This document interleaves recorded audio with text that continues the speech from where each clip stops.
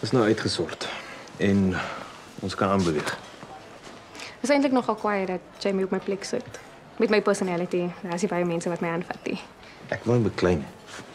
Dit is belangrik vir my dat ons saam groei. En ek wil jou help om 'n beter mens te wees, 'n beter vrou. Ek hoor jou. Ek wil nie weer 'n dag soos vandag hê nie. Jy wat niks met my te doen wil hê nie.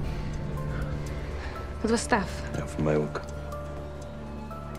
Ek het jou verskriklik gemis.